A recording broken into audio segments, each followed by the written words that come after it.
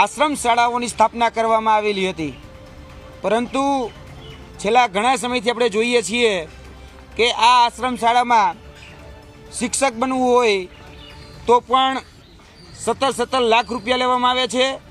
જે શિક્ષકો છે એ શિક્ષકો પાસે અને શિક્ષક સહિત આશ્રમ શાળાના જે બાળકો છે એની પાસે પણ ઉઘરાણા કરી અને ભ્રષ્ટાચાર કરવામાં આવે છે। જેમાં જોવા જઈએ તો શાળા વિકાસના નામે શિક્ષકો પાસેથી 50 હજાર રૂપિયાના ઉઘરાણા કરવામાં આવે છે અને લાઇટ બિલ હોય, ભોજન બિલ હોય, લાકડા ભાડું હોય, અનાજ ભાડું હોય, આ બધાની પેટે રકમ માગવામાં આવે છે અને તમામ ધાક ધમકી આપીને આ રકમ એ મંડળમાં આપવાની રહેતી હોય છે। મારી આશ્રમ શાળાના પ્રમુખનું નામ વસંતભાઈ બરજુલભાઈ પટેલ છે, જેમના દ્વારા અમને મૌખિક કહેવામાં આવેલ કે તમારી ભરતી છે એ કેન્દ્રીયકૃત થયેલી છે, તમારી પાસેથી 1 રૂપિયો પણ લીધેલ નથી, તો તમે આશ્રમ શાળાના વિકાસના નામે 50,000 રૂપિયા અમને આપો।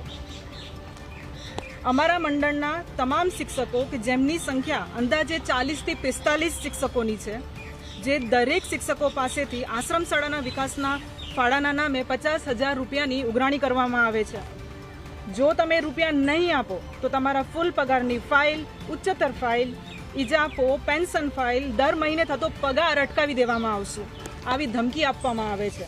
મેં 12/7/2025ના રોજ આ પ્રમુખ વસંતભાઈ પટેલ દ્વારા જે રૂપિયાની માંગણી કરવામાં આવે છે એના ત્રાસથી મેં મારી 2 વર્ષની સર્વિસ જવા દઈ, જે ગુજરાત સરકારની જિલ્લા પંચાયતની ભરતી હતી એમાં આશ્રમ શાળામાંથી રાજીનામું આપીને હું ત્યાં ગયો છું। તો આ રાજીનામું આપવા માટે અને મંજૂર કરાવવા માટે એ લોકોએ મારી પાસે 3 પગાર ચૂકવવાની માંગણી કરી હતી। ત્યારબાદ 3 પગાર ન ચૂકવો તો 50,000 રૂપિયા શાળા વિકાસ ફાળાના નામે પણ આપો એવી પણ માંગણી કરી હતી અને 3 પગાર અને 50,000 શાળા વિકાસ ફાળા નામે ચૂકવેલ નથી, તો એ લોકો દ્વારા મારું રાજીનામું મંજૂર ન કરવાની ધમકી આપવામાં આવેલ હતી। અમારી તમામ માહિતીથી અપડેટ રહેવા માટે જોડાયેલા રહો S9 ન્યૂઝ સાથે।